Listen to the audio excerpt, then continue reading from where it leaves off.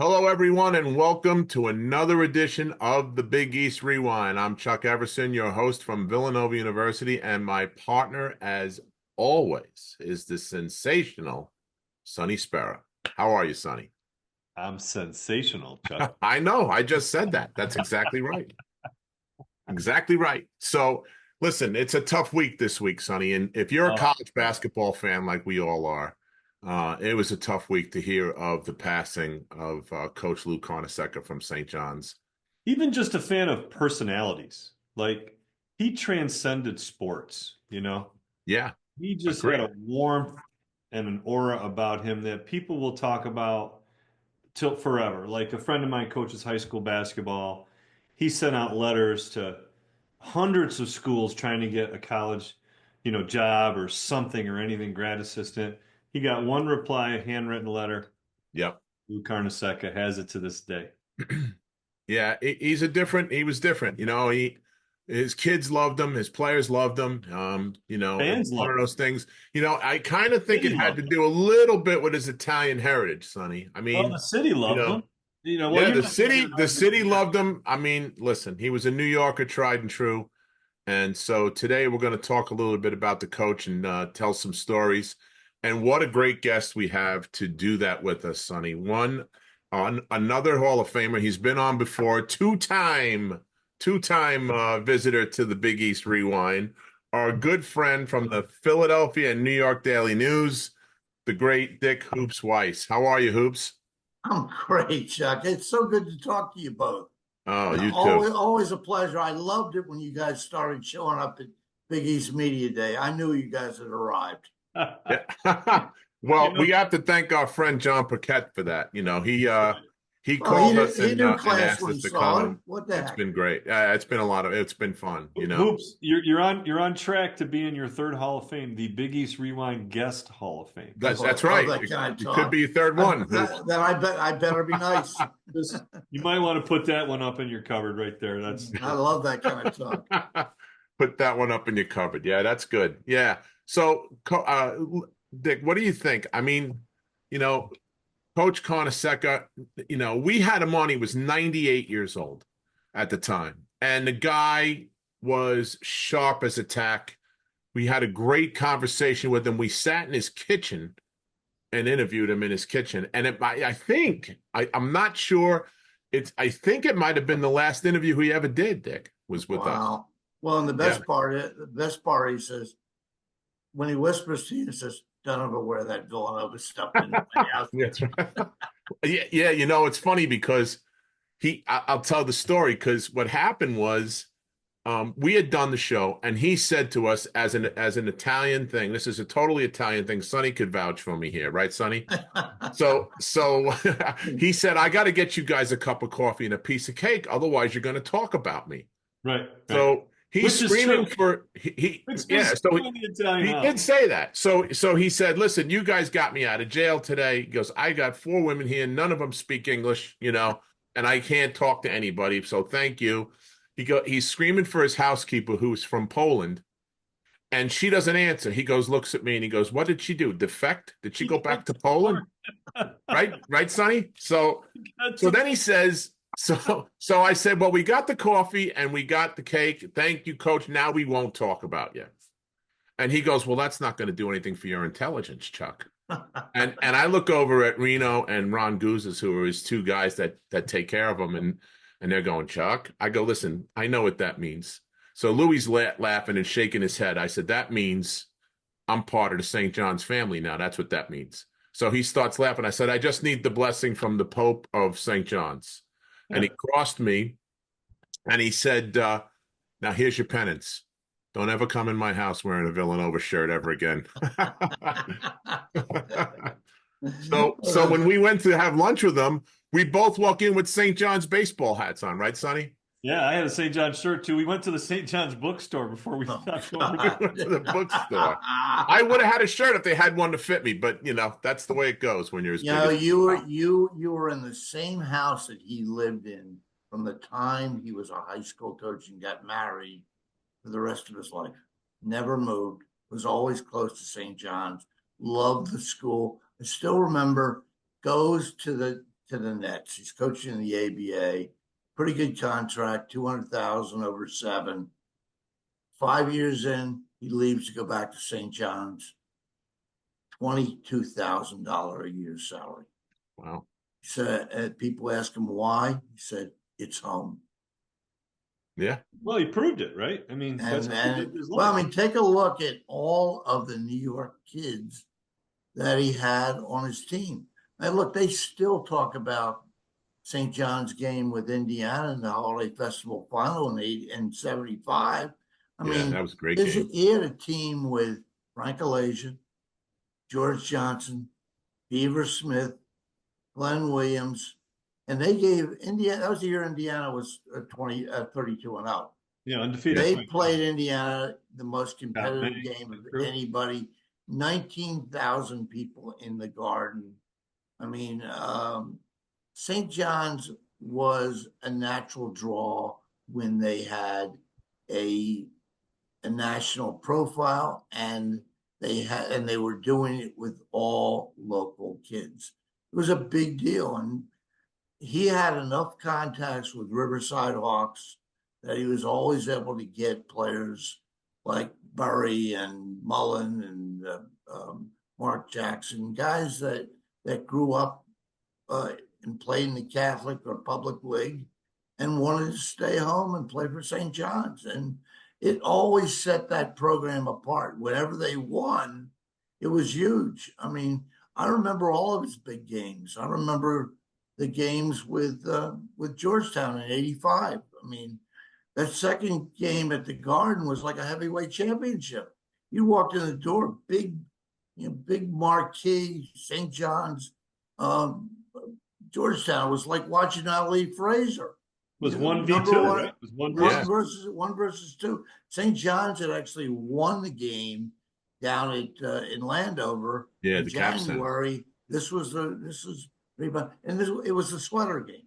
Right. I mean, when I'm sure you guys have talked about it, when Louis was earlier that year, they had a game against Pittsburgh. Louis had gotten this ugly brown sweater from a friend of his who was a national team coach in Italy. And he wore it to the game, and they win at the buzzer in overtime. I think Chris Mullen must have made a shot, and so he started wearing it. He wore it 13 straight games. They're playing Georgetown. John Thompson and he had a playful relationship. Thompson shows up. He goes down the garment district and gets a duplicate of Louis' sweater made up in a T-shirt. He shows up right before the game. All of a sudden, John's wearing Louis' sweater. I mean, it was great. Yeah. I mean, but there was a fierce relationship between all the teams in the Big East, but Louis always transcended that. I don't know, and Sonny, you guys might speak to this. I don't ever remember anybody in the Big East having anything bad to say about the guy.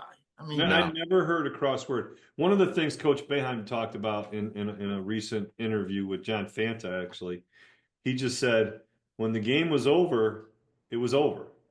And Louis was the ultimate professional and gentleman. Never a complaint about the official. Never a complaint about what went on. Just shake hands, like you should teach sportsmanship. Shake hands, live to fight another day, move on. Had the great comment: one day a peacock, the next day a feather duster. That's it. Yeah. Ronnie Stewart told us that. I mean, that's a classic. I'll tell you the other game I remember. 1986, and Sonny, I know you remember this. Syracuse St. John's in the finals of the Big East tournament. I mean, Pearl had it never happened. It never happened, and was the MVP. But Ron Rowan makes a shot with 10 seconds to play to give him a 1-point lead. Pearl drives to the basket. Most people think, "Oh my God, Syracuse is going to win the game," and Waterbury comes back out, blocks the shot. St. John's holds on. It was one of the great Big East tournament finals in history. Yep. You know that his good friend. Oh yeah, Probably his best friend. Pearl and him were best friends. He Yeah, made that block that only Walter Berry could have made with that because wing. he knew exactly where Pearl was going. He played every day with him in the park. Exactly right. I mean, there's So I've seen Back Pearl then take it that was so shot on me. great because you had so many New York kids playing the Big East. It was like it gave them an option. I mean, prior to the Big East, I mean, the ACC was grabbing all these New York kids. I mean, Right. Frank McGuire had an Underground Railroad going for him in '57 when they won the national championship. They were all New York kids playing at Carolina, and he did the same thing at South Carolina when he was there. yeah, He made a living off all those Malloy kids like Kevin Joyce and Brian Winters. I mean, John Roach. I mean, he had a lot of guys from the city playing for a nationally ranked team down there. But Louis was great. I mean, he had just enough connections and people trusted him. He also had one thing going for me. He had the benefit of not having athletic dorms. So what would happen? The kids would go. well, that was a say, huge benefit, Dick. I mean, let's call it the absolutely. way it is, man. I mean, come on, those guys. They made money. They all lived home. Come on. They got not only got Pell Grant money, but they got the money that they would have gotten to live in a dorm. And they all lived. Chris Mullen lived 4 years in Brooklyn. Yeah, right. I mean, it was great. Look, at least they gave him a key to the gym. I got to ask you, in your years, did you ever have like a good sit down with Louis, like just a one-on-one, just you and him? You know what? The last time I saw him, Sam O'Bano had a 70th birthday party up at Howard Beach at Lenny's Clam Bar. And it was the previous spring. I was supposed to be there for that. And I was told that Lou was going to show up. Sam said he's going to be there, and Johnny Hazelton told me he's going to be there. So I made the drive up from Philadelphia there, and it was like a pilgrimage. And I'm so glad I did because Louis showed up, and we got a good hour on and off just talking. And it was great because the one thing about him, he was so mentally sharp at the end. He made everybody feel important when he was in the room. You know what happened, Dick, when we were there? I mean, this is how sharp he was. Because a lot of people, as you age, you lose that short-term memory, right? So in our conversation, he mentioned a guy that he had dealt with in terms of, basketball. Right. Later, he mentions it again, and and it was off air, and Chuck's friends, Reno, was like, Coach, they're not going to know. He was like, we just talked about it 15 minutes ago. I just mentioned, and I swear, that's exactly it. And at that point, he was sharp, I man. fell out of my chair. I was And you know what, Hoops? The other thing, he was so sharp. He named every kid in the starting five from his first ever game that he coached, which just so happened to be against Rocco Valvano, just like that. Jim's Valvano's dad. Don't you always have a feeling that, I mean, it's 6 degrees of separation in New York City. Oh, sure. Everybody knows everybody else. I mean, they have a Brooklyn old timers dinner every spring, Chuck. And it's like all these guys who coached high school for years. I mean, it used to be a calling. I mean, guys would coach the same high school team for 25 years, the Catholic League. And back then, you had to be from certain parishes. There wasn't a lot of recruiting going on. You won a city championship. You won it with kids who came up through the CYO, played freshman team together and moved up the ladder and eventually played varsity. And to win the Catholic League back then was huge because everybody could coach. And all these kids were so fundamentally sound. Now it's crazy. Everybody wants to be in Sports Center. Back then, kids really learned how to play the right way. And it was why so many people wanted New York kids on their team, Chuck. Yeah. You know it as well as I do. They just had an honor for the coach at Mater Christi, and I know Red Bruin came up. The guy was there for, I think it was 30 to 40 years. Jim Gatto, yeah. That's crazy, right? Right? Yeah. So, you don't hear about that anymore. And you talk about a city of how many, 13, 15 million people? Right. And you just said it, 6 degrees of separation. Everybody knows everybody. And all these kids stayed. Right, I that's mean, a it wasn't small like division. they were being recruited by Montverde to play their junior and senior year, Right. or any of these New England prep schools. Good point. They, Montverde. Yeah. yeah, they all stayed in the city. I Yeah. mean, it's look, times have changed now, but I mean, when Louis really had it going, he could depend on always getting enough Catholic League players to make a difference. I mean, you look at his roster on the '85 team. They're, with the exception of Willie Glass, they're all New York kids. All New York kids. Yeah, that's true. Let's talk about that 85 season for a second, Dick. He those guys lost to two teams. That's it. I mean, they lost to Georgetown and they lost to Niagara in a fluke game. That Okay. was a fluke game. Put It was that one to the early in the side. season too. Right. Early in the season, they lost to Niagara with Alex Agudio, who I played against in high school out here at Walt Whitman. And, but they only lost to Georgetown the whole season. I mean, how many times have you ever seen that happen? Well, the irony is this: they were the only team that Villanova couldn't beat. Well, that's what I was getting to that. That's right. I thank God Georgetown beat them for us. You were lucky that they were on the other side of the bracket and they had Georgetown in the That's right. semifinals. Hoops brought it up. I didn't. Okay. Right. No, but I mean, I'm just saying that was his best shot. I mean, he could have gotten to the Final Four in '79. They had upset Duke in the first round down at Greensboro, and they wound up getting beat. They wound up getting beat in the finals against Penn of the Eastern Regional down there. But it was just, I mean, he had really good teams, and from the time they got in the Big East, I mean, his first teams from say '80 through the Malik Sealy years, like 80, Yeah. 88, 89, 89. Yeah. were always nationally competitive. I mean, 100%. Yeah. 100%. I mean, I'll tell you, in his best game he ever coached, isn't on the record. He actually, 1977, they played the Russian national team, Soviet national team with Sabonis and all those kids. Oh, yeah. They win the game. Wow. And people apparently there was some sort of disadvantage to being Russian claimed that they got to the line a lot more times, and Louis just said, "Do you think we would have won this game in Moscow?"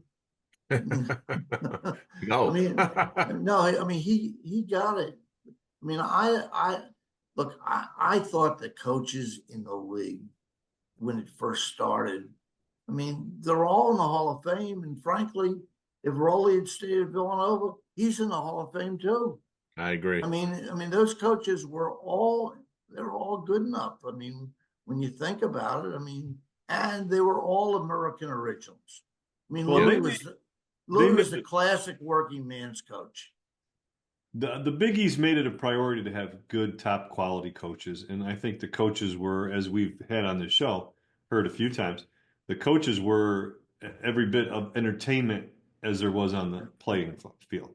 They were, and you think. I mean, they.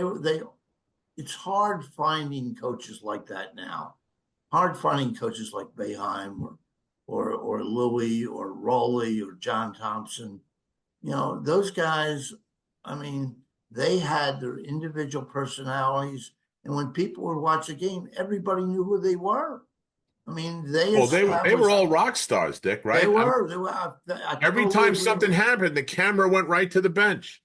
Oh, no, I totally agree with that. And when I remember Rick Pitino coaching in Providence, almost getting into it with John Thompson. That would have been a mistake, by the way. That would have been a big mistake. Yep. Well, I mean, like I'll tell you another story that happened with us, Sonny and I, when we were talking with Coach at his house, and he said that he had a guy on his team named Buck Johnson, who was his best player. Okay. And they're playing Pete Maravich at LSU. And for all week, they're trying to figure out how are they going to stop Pistol Pete Maravich. Okay. Pete was averaging like 45 a game or something ridiculous, right? 44 a game.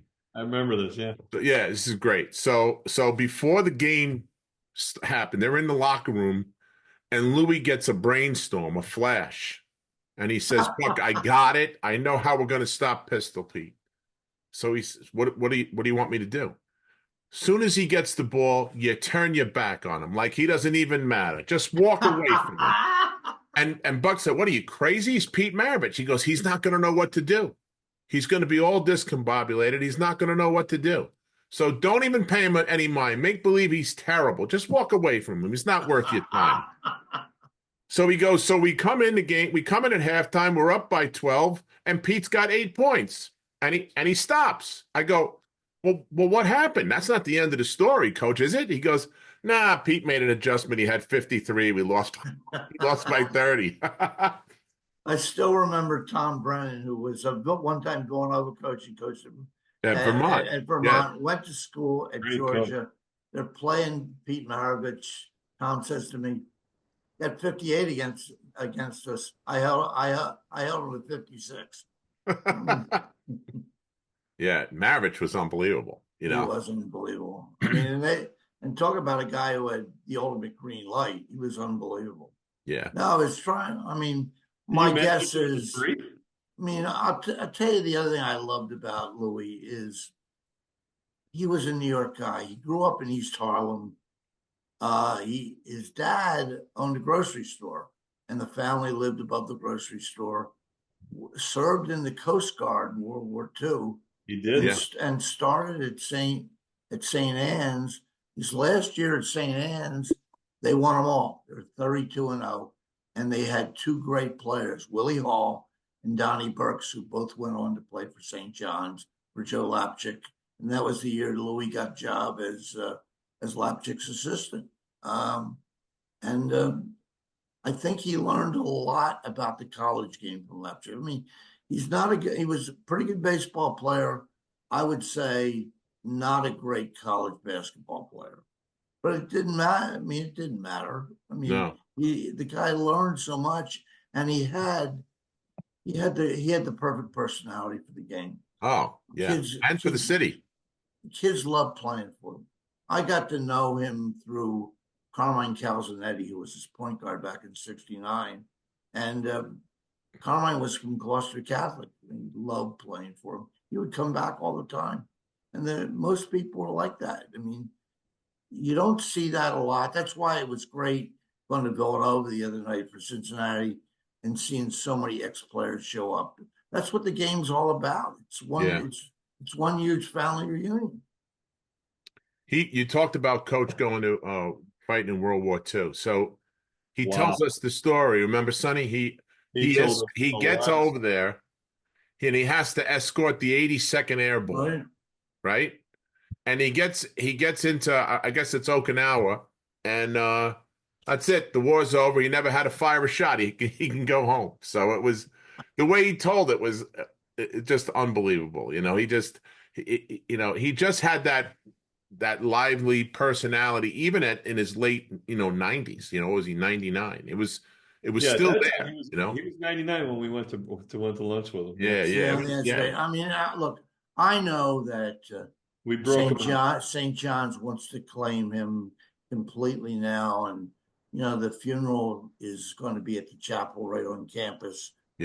Friday morning. But I'm one of those people who think they ought to have some sort of memorial service or celebration of life at St. Patrick's Cathedral.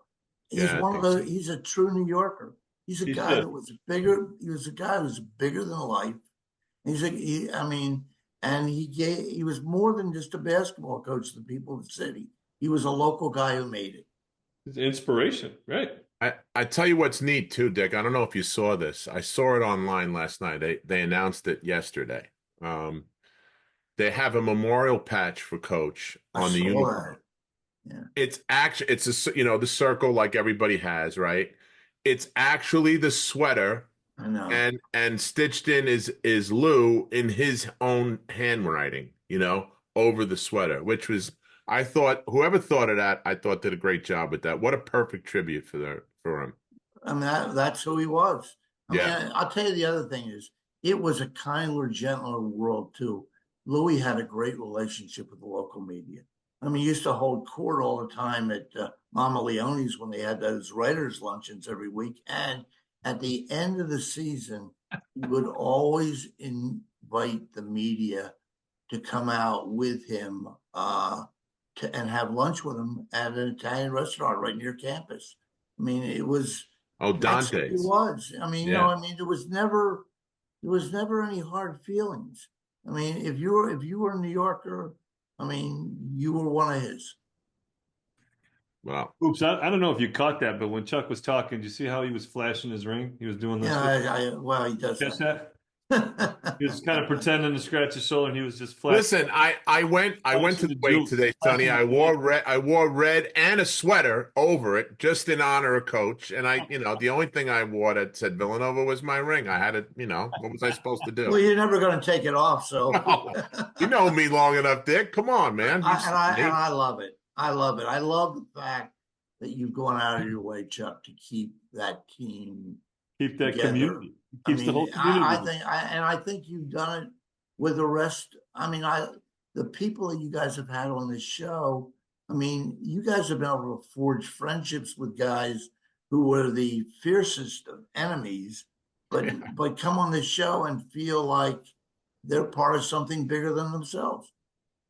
Yeah, and thanks for saying that. It has been a labor of love for Sonny and I to do the show, and even sitting down with Coach Carnesecca, and we had lunch with him with nobody around. He said to us, I cannot believe that I'm eating lunch with a Wildcat and an Orangeman, and we're laughing like we were all on the same team. I said, I love that. Coach, come on. I love that. So Sure. that's what it's all about, really. I mean, it's been a lot of fun, and Coach affected everybody.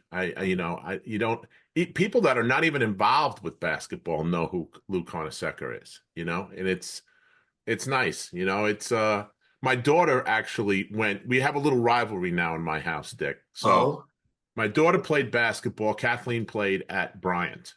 Okay. And when she was done I playing remember at you Bryant, telling me that. she went to grad school at St. John's. She got her doctorates and her master's at St. John's in psychology.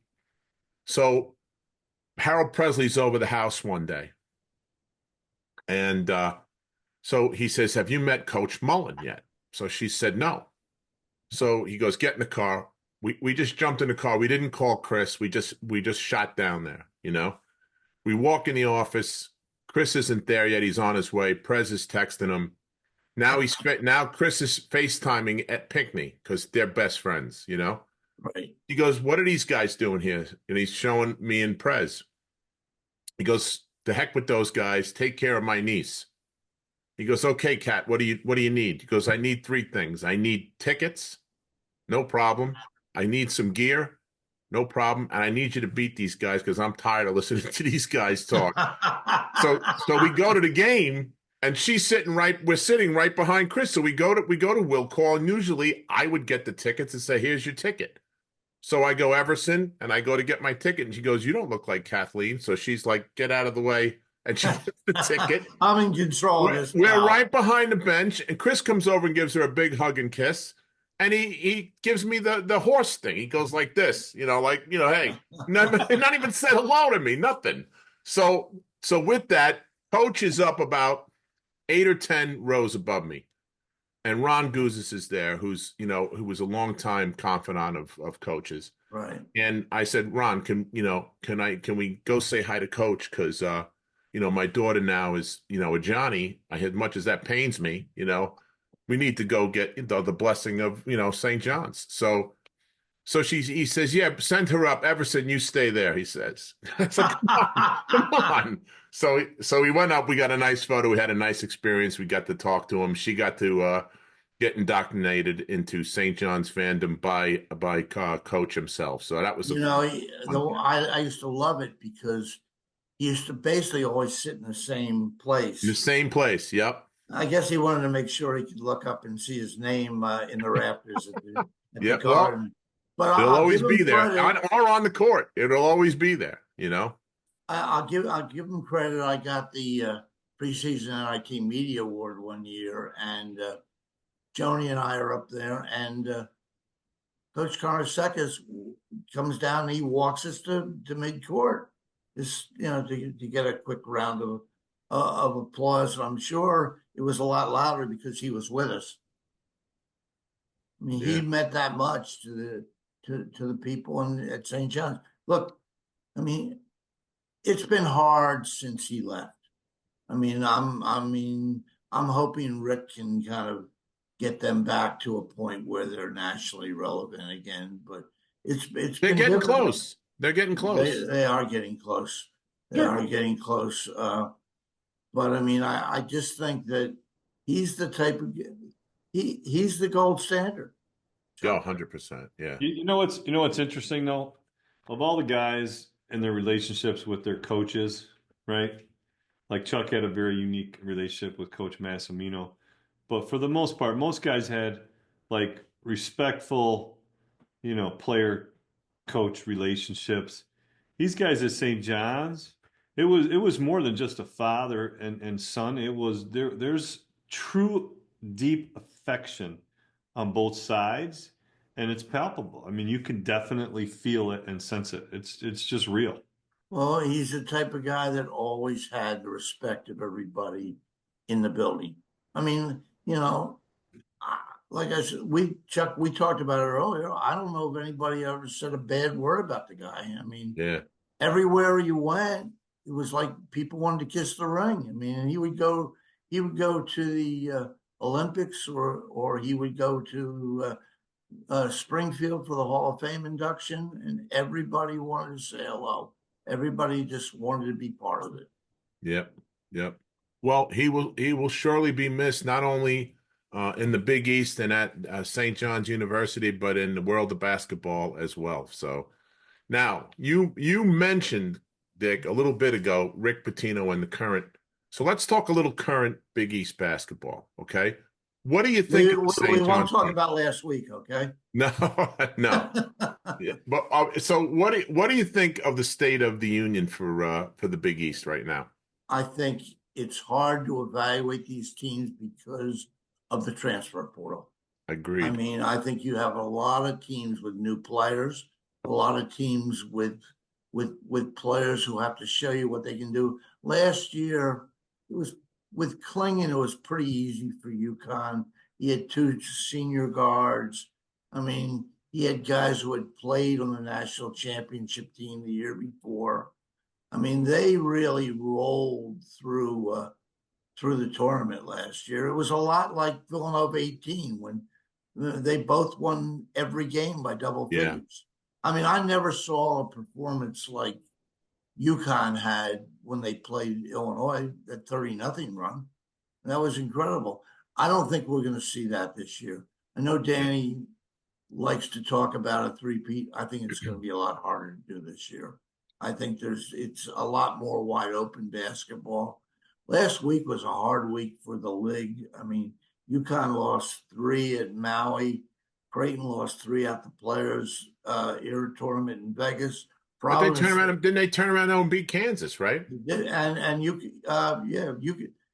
Creighton beats Kansas and UConn beats Baylor last night. So we're seeing some signs of life. Like I said, I don't think you can really judge these teams until later in the season. Villanova, classic example. I thought Villanova played its best game of the year against Cincinnati. Now, 100%. I'm not sure Cincinnati's a great team, but I thought Villanova played well. They were very good defensively, held Cincinnati to 38 and 30 from the 3. And they got big time performances out of Eric Dixon, who had 31, and Brickus, who had 9 assists, no turnovers. I mean, I think how Brickus goes is how Villanova goes. I mean, pretty much, and you can see the way they play. If you deny him the ball the way St. Joe's does, they struggle running a half court set. Yeah. If he can get it, if he can do what he wants, because he's much more of a walk-up point guard than they had last year. Yeah. I mean, they struggled at that position last year. He's much better when he can run an offense. And look, their wings have got to shoot the ball a little better for them to be who they want to be. But at least they're showing signs of life now. And I worried about that after the Columbia game. I didn't know what kind of season it was going to be. Oh, well, yeah, I agree with you. Well, let me ask you this, Dick, because, you mentioned, grading the teams later in the season. I agree with that statement, because I'm looking at who did these teams play in the preseason before they get to the Big East games, And it used to be we would play all these top teams, not just when I say we, I mean the Big East, not Villanova. And, I'm looking at it. It looks like everybody is still banging off the ring rust like they're getting used to playing with each other because you got so many new guys. Villanova's got 9 new guys. DePaul has got an entirely new team, including the coach and everything. I'll say this. There was more practice time when you played. They didn't start the season until Thanksgiving. Now the season starts November 6th, 7th. Yeah. I mean, you're literally practicing all summer and and even though it might not be legal practices until the start 15th. Of the season, I mean, these kids are out working out together from the time they get into school, and they've given them the summer to improve their games. But I still think it's really hard. And guess what? If you make a mistake in the portal, it can come back to sting. Oh, you're done. Yeah. I mean, I was in the Bahamas last week. Indiana goes in nationally ranked. Their payroll is probably over $5 million. They paid the kid Ballo, the big kid, 1.3. Went out and got 3 shooting guards. None of those guards could make a shot. They lose to Louisville by 28 points. Now, I don't know what's going to happen next, but if you make a mistake in the transfer portal, it can be as bad as anything, because let's face it, coaches are not putting a priority on recruiting young players unless they're top 20, 25 kids. Mm-hmm. I mean, because suppose you take 5 freshmen. Suppose you play 2. There's 3 kids who haven't played. End of the year, they're looking for the door because there's no penalties for transferring guys. Right. It's a vicious circle, and I agree with you. And I would rather take a 23-year-old kid or a 22-year-old kid than some 16 or 17-year-old kid or 18-year-old kid that, take a look at Dixon came back for a 6th year. I mean, right now he's playing like he wants to be in the conversation for Big East Player of the Year. Yep. Best basketball he's played. I mean, last time I saw somebody take what I thought was an average team to new heights, Billy Melchioni, 1966. Villanova was a very average team. He got them to 3rd place in the NIT, and he's the MVP of the tournament. Yeah. I mean, that's what can happen with a great player. Listen, it might be a coincidence. Sonny and I have discussed this. It might be we had Eric on the show. Just coincidentally, as soon as he gets his next 2 games after he was with us, new heights. He took it to a different level, Dick. You know what? Heavy inspiration on your part. That's right.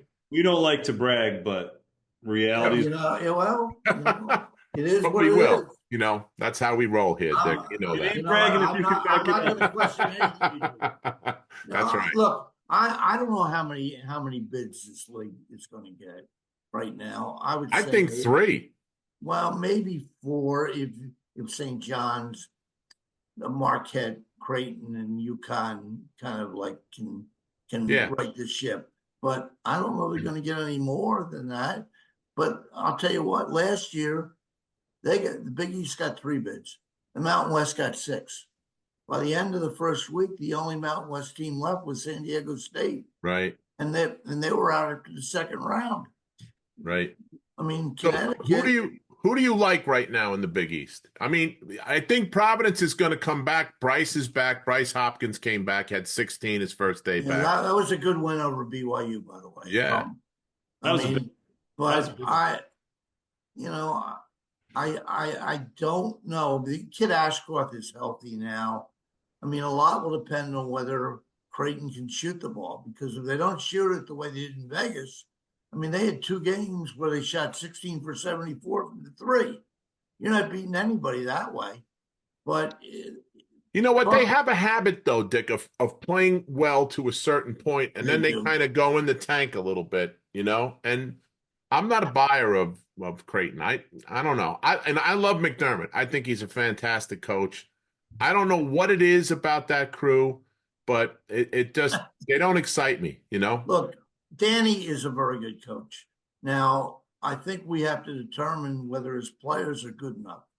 I know they were good enough last year. Right. But, I mean, Caravan's the only starter they have coming back on Yeah. this team. They have a lot of young kids.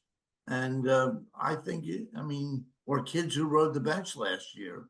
I mean, a lot is going to depend how quickly they elevate themselves in the league. Marquette, I think, is really well coached. I wish they had a big kid. And Cam Jones is the real deal. He can play with anybody. And he's a great kid. We spoke to him at Media Day. And I'm not going to sell Rick Pitino short anytime he has a team.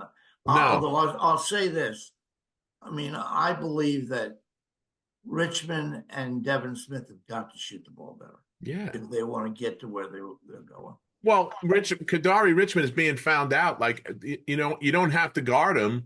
He's not a jump shooter. He's going to slash and go to the rim, you know? So and that they're finding that out in pretty quick order. You know, I don't know. Well, I like the way they're playing though. They play hard. We went out. I think they're better this year than they were last year. Oh yeah, Rick's I think so second too. year at any school has always been far better than his first. Yep. And I saw him live against Quinnipiac with Tommy Pecora's team. You know, it was Chris Jenkins had the call with someone. His first game so Brian Harrington and I went out to support Chris. You are dedicated. And you know what? They're good. They got a bunch of guys. Wilshire is good.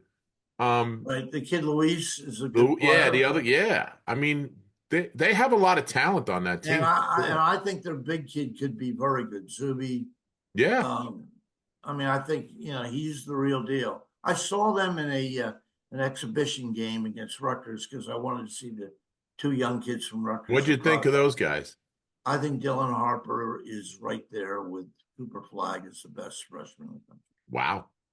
Okay. I mean, he goes out to Vegas. He gets 36 against Notre Dame, and he gets 37 against Alabama. Pretty good. Pretty good. What about the kid Bailey? What do you think of him? I think he's going to go in the top 5 or 6 in the draft. The sad part is, I don't know if this is a fluke or not. I don't know if they're going to ever get 2 players like that. I mean, those players are like the players they had when they went to the Final Four in '76. And Sellers and Dabney and all. That was a good team. That was a hell of a team. They were 31-0 before they lost. But I mean, those kids are talented. The only problem is their supporting cast has got to rebound the ball better if they want to win in the Big Ten. Yeah. Well, going back to UConn, though, what you said, 2 of the top 5 NBA rookies are UConn guys, Donovan and Stefan Castle. I mean, I love Castle. Yeah, because he's another good kid. I mean, really. I mean, so that's a tough. Oh no, they lost bodies. I mean, they lost some big time pieces. I mean, but you know what? They had the 6th man of the year, Sonny. Right? We spoke to him. Son and Solomon, right? Johnson, right? The big kid. Yeah. I mean, it's pretty mean. How about this? Cam Spencer doesn't make Memphis. They put him on a 2-way. He's down the G League. Just got 51. I saw that. He had 51 the other night. Yeah. He's got one of the quickest releases that I've ever seen. You know, and his brother is playing in the league.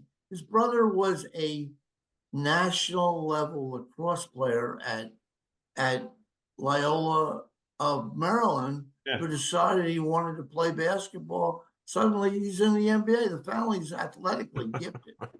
That's unbelievable. I did not know that. Better than me, anyway. Yeah. Well, I tell you, it's going to be it's going to be fun. It always is when you talk about the Big East. Georgetown's getting better.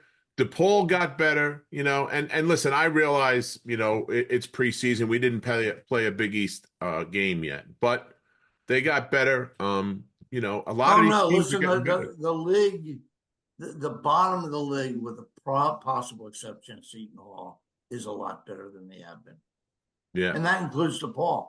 And look, I don't know how Georgetown is going to be, but the kid Thomas Sorber from Archbishop Ryan in our city is a monster. He's good to go Yeah. for 23 to 25 every game. Yeah. Seton Hall's going to come around once they get. I don't know, Sonny. I worry about them offensively. I really do. I think in order to win games, I think they're going to have to keep the scores in the 50s. We'll see what happens. I got a little discouraged when they lost to Monmouth last Saturday because Oh, that Monmouth was had one devastating. game. Yeah. Listen, So, it seems like a lot of these Big East teams have had devastating losses like that, this year. I think it's because, like you say, you got all new guys, everybody's right. shifting. But I do have a question for you about the Seton Hall St. John's thing. Back when we played, you couldn't transfer and go No. into the same conference and without paying a severe penalty. It would be a 2-year sit out. It was a 2-year sit out.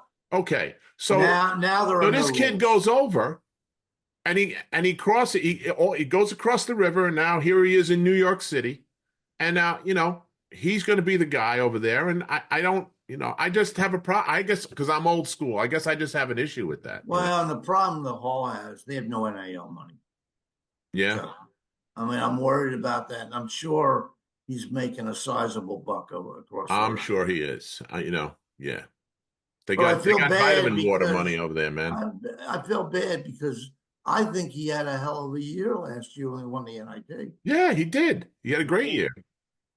And Coach Shaheen was on with us, and he said he was very close. The kid was very close with Shaheen's wife and family. Sure, Had I him get as it. part of the family. Was having meals over at the house and everything. And when I spoke to the kid at media day, he almost teared up on me when I was asking him about it. He goes, "It's going to be really emotional. I wished him well, but I had to make the right decision for me," which is code for what you just said. So No, listen, I'm telling you, when you walk into a house now, the parents are playing a much bigger role in a kid's decision than in the past, where the high school coach actually was able to guide him into the proper decision. So is their agent. yeah. The parents, all they want to do is see the slip of paper. They want to know how much you're going to pay or what kind of contract you can work out with them. That's where it is. And it's that way in football and basketball. Football is probably even worse. I've seen more kids decommit in college football this year than ever before, and they're decommitting late. And you know why they're doing it? Because the numbers are going up. Yeah. Yeah, they got to get a handle on all that stuff, Dick. I wish they put in some sort of a ceiling, but it just, once you kind of open this Pandora's box, it's hard to close it. I agree. It's a tough thing, man. And there's no rhyme or reason. It's funny because, like I said to you earlier, we had Eric Dixon on, and I said, we were talking about, this is his 6th year, as you know, at Villanova. Mm-hmm. So how many teammates did you have your first 3 years? So he goes, all the guys were the same, I said, how many have you had your last 3 years? He goes, about 25 different guys have been on the team. That's really interesting. I said, he goes, I don't even know who they are. Cam Whitmore was in, he was out. This guy, TJ Bamba, went out to Oregon. He's tearing it up. The kid, Brandon Hauser, he's shooting lights out for Kansas State. Right. Yeah. Look, it's all numbers. And frankly, Eric probably made out better than he would have with a 50-50 contract in the NBA. Oh, yeah. I think he did okay. I think we'd all like to have the money he got. I think he did okay. But you know what? I think the kid's got great character. Oh, yeah. I think he's a terrific kid. It's a great kid. Local kid from Abington. He's an easy kid to root for, and he gives you everything he has every time out, Chuck. No, 100% right. I agree with you. Great kid, and Yeah. very Look, respectful. Actually, he might even be too nice, Dick. He might even be too nice. could be, but he has become highly competitive on the floor He now. scores though. He can score the ball. Holy Well, smoke! and he's redefined his game, so he's not just a Well, pump he's and playing his score natural guy. spot now. He's the Right. four. Thank God. Thank Yeah. God. Sonny, I'll tell you what. I still miss having Syracuse in the Big East. You're Oh, you telling just me, hit man, you just hit a sore spot, man. I I mean, I just the spoke amount to, of alums in New York. Syracuse they were in New York school. You go to the Big East tournament, they were a huge draw. right. God, I still remember covering the Jerry McNamara tournament. Yeah, It still was draw. as great. That was as moving as you get. Yeah. I just talked to the AD at Syracuse. Do you know what the revenue they project from football versus basketball for schools? Well, it's a lot higher. It's 80, always 85% comes from football. Yeah, and that's the way it is at most of these I schools. mean, Look, you seriously, can't. I'm not. You 85. can't. I'm not saying that they didn't have to make the decision. I just say that I miss watching Oh them no, play. I'm in your camp 1000%. I miss it like crazy. I'm And with I miss the style. I miss the zone. I miss the 35,000 people at Carrier Oh, Dome for big I miss games. the driving rivalries you could drive to. I miss literally in 5 hours from Syracuse, you could get to any team that you were going to play. Yeah. 1985, Syracuse, Georgetown. The papers up there are calling it the social event of the winter. It's a Sunday afternoon game, minus 18 degrees. I know. Keep going. Keep going. I Well, know what this is. I watched the game. Syracuse That win. means you had to have won that game. That's what that They means. did. They did. Thank you. And I get to go. I go back, get my car to drive to the airport. Won't start. It was so cold. Called the rental car company. Said just leave it there. Take a cab. We'll reimburse you. This was the only way I was going to get out of Syracuse that night. And in Syracuse Airport, it takes a lot for them to close that airport. They're used to snow. Yes. And thank God it was totally. And I actually flew to New York and rented a car and drove back to Philly because I figured if I stayed in Syracuse, I might be snowed until Thursday. Yep. Well, you certainly got around, Hoops. That was a hell of a game. Oh, That was an on-campus attendance record, if I'm not mistaken. Oh yeah, I loved Every game at the Dome was an attendance record, Sonny. No, Georgetown. Every time Georgetown came in with new record, every single time was like every year you had six records. I think that's the first year they had extended range view. They put people in the opposite end zone. They had guys sitting behind the curtain, Sonny, back there. Guess what? I saw people bringing television sets with them if they had. Nick, if you got to bring a television set to a game, there's something wrong. No, come on. You kidding me? People were sitting up. Arena. It's obstructed. They had obstructed view seats, and people were sitting there. They still have state-of-the-art facilities there, Dick. You go to the men's room there. It's a horse trough. It's not even. It's horrible. Chuck, you'll be glad to know we have redone. We've got new seating. They updated. Well, good because you had benches. All the boxes had. Like you're going to forget it. Hey, listen. At least you still have the urinal. At least when I was there, the median now is like behind the baseline. Yes. And all the ex-players are standing in front of you, so it's hard to see. They used to be right down from baseline to baseline. I still remember being at a game, Syracuse Boston College. It's the Pearl game. Oh, yeah. Game comes down to the last second. Pearl launches a shot from half court. As soon as he puts it up, he runs to the locker room because he knows it's good. You were at that game? I'm sitting there. Was the biggest mistake of my life because there's going to be a court storming and everybody's going to decide to go over press row to get to the court. It was insane. Next time I went there, it was a similar situation. 10 seconds left. I got out of my seat, walked down to the baseline, and said, I'll watch the end from here. Good move. Doesn't take you twice, man. You got it learn quick, Dick. That's good. That's a good. sports writer's instinct, pal. Well, You listen, can't teach that. we're up against it. We got to cut loose, but thank you so much for joining us, and thanks for talking about Coach Carnesecca and your As always, thank you. all the stories and all your insight on the Big East Conference. We love it. We love you, and thanks Hey, again. that makes two of us. It's so good to talk to you guys. I mean, I love people that really love the game. It's great. Yeah. Well, listen, Thanks for inviting me on, guys. we're all about it. Yeah, You can and feel it. thank you. Happy holidays to you and your family, Dick. Yeah, it's almost Christmas, pal. I know. We're getting there. You've Thanks. been listening to the Big East Rewind with Chuck Everson and Sonny Sparrow. The Big East Rewind is produced and directed by Nick Chico Chorus and Daryl Gurney. Check us out on the Sirius XM app and on YouTube and wherever else you get your podcast from. Thanks for joining us. Have a great night, everyone. Thanks, everybody.